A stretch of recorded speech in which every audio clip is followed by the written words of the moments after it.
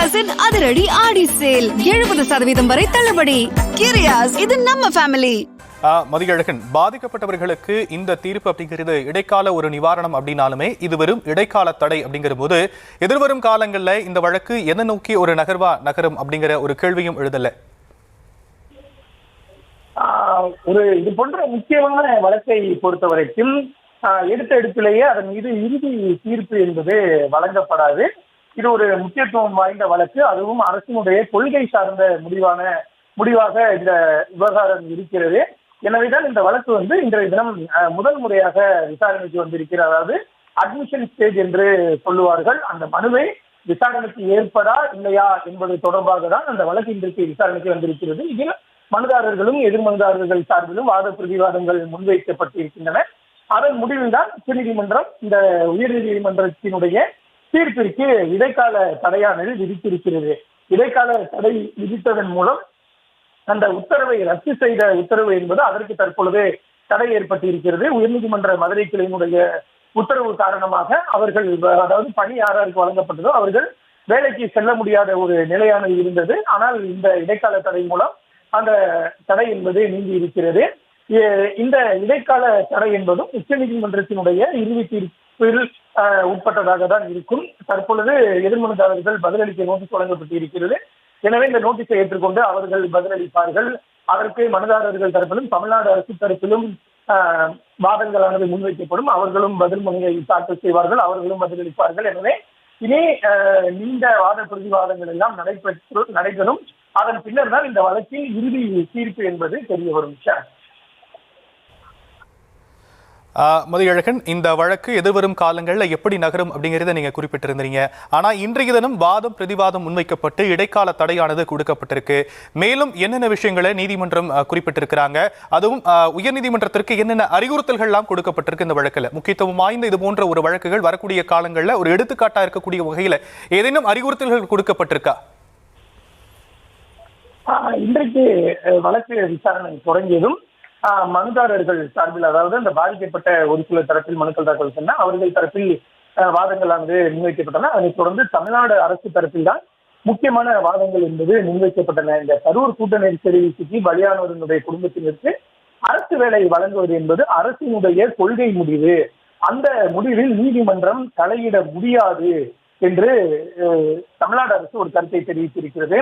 பொதுவாகவே பல விவகாரங்கள் அரசினுடைய கொள்கை முடிவு, அதாவது பாலிசி டிசிஷனாக எடுக்கப்படும் பொழுது அதனை எதிர்த்து நீதிமன்றம் சென்றால் அந்த வழக்குகள் பெரும்பாலும் அரசிற்கு சாதகமாகவே தீர்ப்புகள் வரும். ஆனால் இந்த விவகாரத்தை பொறுத்த வரைக்கும் மதுரை கிளையிலேயே கூட இது அரசினுடைய கொள்கை முடிவு என்று அரசு கூறினாலும் கூட நீதிபதிகள் அதனை ஏற்க மறுத்து பல்வேறு கருத்துக்களையும் கூறி உச்சநீதிமன்றத்தினுடைய தீர்ப்புகளை மேற்கோள் காட்டிதான் அரசினுடைய அந்த பணி வழங்கும் அரசாணைக்கு உத்தரவை ரத்து செய்து உத்தரவிட்டிருந்தார்கள்.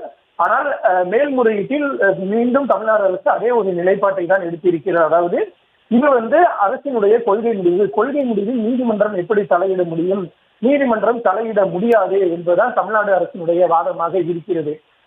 இதனை அடுத்துதான் நீதிபதிகள் ஒரு கேள்வி எழுப்பி இருக்கிறார்கள். அதாவது இதில் 41 பேர் பாதிக்கப்பட்டு இருக்கிறார்கள். அவர்களுக்கு வேலை வழங்க வேண்டும் என்பது அரசினுடைய முடிவு.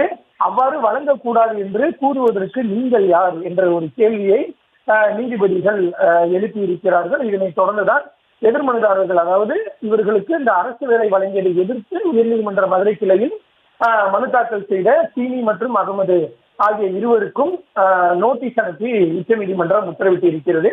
மேலும் இந்த விவகாரத்தில் எந்த அரசியலையும் புகுத்த வேண்டாம் என்றும் உச்சநீதிமன்றம் எதிர்மனுதாரர்களை தெரிவித்திருக்கிறது. அதாவது கரூரில் என்ன நிகழ்வு நடந்ததோ அந்த நிகழ்வு மிகவும் ஒரு துரதிர்ஷ்டவசமானது. அதில் பாதிக்கப்பட்டவர்களுக்கு அரசு வேலை வழங்குவதற்கு முடிவு செய்திருக்கிறது. எனவே அவ்வாறு வேலை வழங்கக்கூடாது என்று கூறுவதற்கு நீங்கள் யார்? இந்த விவகாரத்தில் அரசியலை புகுத்த வேண்டாம், இது ஒரு துரதிர்ஷ்டவசமான நிகழ்வு என்றும் உச்சநீதிமன்றம் அந்த கரூர் சம்பவம் தொடர்பான ஒரு கருத்தை பதிவு செய்திருக்கிறது. மதியழகன், கரூர்ல அரசு பணி வழங்கியதை ரத்து செய்ய உயர்நீதிமன்ற உத்தரவுக்கு இடைக்கால தடையானது விதிக்கப்பட்டிருக்கு. இந்த இடைக்கால தடை அப்படிங்கிறதுனால அவர்களுக்கு கொடுக்கப்பட்ட அந்த அரசு பணி அப்படிங்கிறது செல்லுபடியாகும் அப்படிங்கிறத நம்ம இந்த தீர்ப்புல இருந்து புரிந்து கொள்ள முடியும்ல? அப்படிங்கள அதாவது அவர்களுக்கு பணி வழங்கப்பட்டு அவர்கள் சில நாட்கள் பணிக்கு சென்று வந்தார்கள். அதனைத் தொடர்ந்து அந்த பணியானது ரத்து செய்யப்பட்டது. அந்த ரத்து செய்யப்பட்டதை தொடர்ந்து அவர்கள் பணியை தொடர முடியாத ஒரு சூழலானது ஏற்பட்டது. பாதிக்கப்பட்டவர்கள் தரப்பிலும் இது எங்களுக்கு வாழ்வாதாரம் சார்ந்த பிரச்சனை என்றெல்லாம் அவர்கள் பேட்டியும் கொடுத்திருந்தார்கள். இந்த நிலையில் தற்பொழுது அந்த மதுரை கிளையினுடைய உத்தரவுக்கு உச்சநீதிமன்றம் இடைக்கால தடை விதித்திருப்பதன் மூலம் அவர்கள் தொடர்ந்து பணிக்கு செல்வதற்கான சூழல் என்பது தற்பொழுது ஏற்பட்டு இருக்கிறது. உயர்நீதிமன்ற மதுரை கிளையினுடைய உத்தரவுக்கு உச்சநீதிமன்றம் இடைக்கால தடை விதிக்கப்பட்டிருப்பதன் காரணமாக அவர்கள் இந்த உச்சநீதிமன்றத்தினுடைய இந்த உத்தரவை மேற்கோள் காட்டி அவர்கள் நாளையிலிருந்து அல்லது இந்த உத்தரவு நகல் கிடைக்கப்பட்டிருக்கின்ற அதனை வைத்து அவர்கள் மீண்டும் பணியில் தொடர்வதற்கான வாய்ப்புகள் இருக்கின்றன. சட்ட ரீதியான தடை என்பது அவர்களுக்கு நீங்கி இருக்கிறது. இதனைத் தொடர்ந்து இந்த வழக்கினுடைய வாத பிரதிவாதங்கள் எல்லாம் நடைபெற்று இறுதி தீர்ப்பு வரும். அதுவரைக்கும் அவர்கள் பணியில் தொடர்வதற்கு எந்த விதமான தடங்களும் கிடையாது. இறுதி தீர்ப்பை பொறுத்துதான் இந்த விவகாரத்தில் அடுத்து என்ன நடக்கப் போகிறது என்பதை நாம் பார்க்க முடியும்.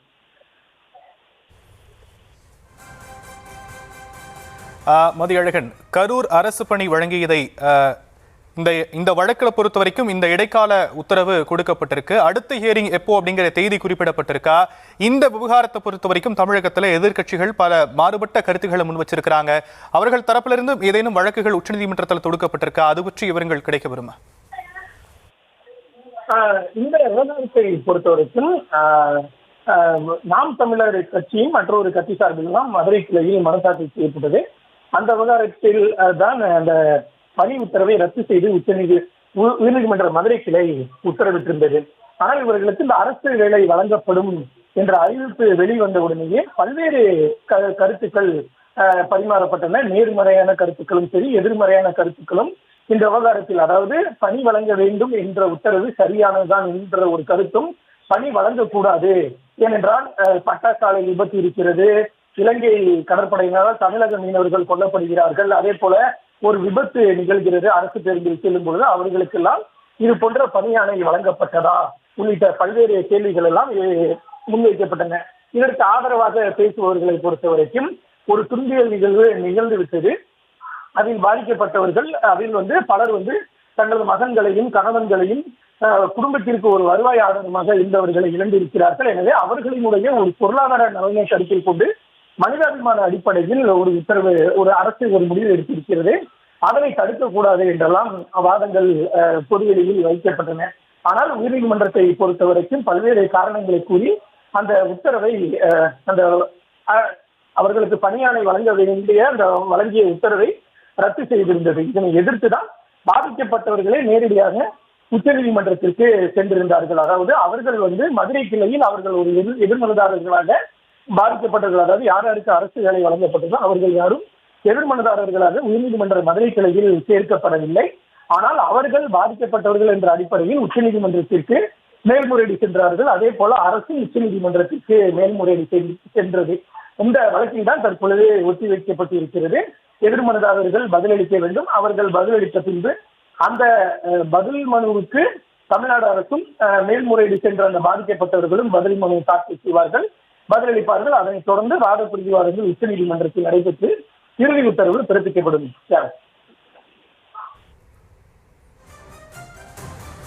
கரூரில் அரசு பணி வழங்கியதை ரத்து செய்த உயர்நீதிமன்ற உத்தரவுக்கு உச்சநீதிமன்றம் இடைக்கால தடை விதித்து உத்தரவு பிறப்பித்திருக்கிறது. இது பற்றிய விவரங்களை செய்தியாளர் மதியழகன் வழங்க நாம் கேட்டும். விரிவான விவரங்களுக்கு நன்றி மதியழகன்.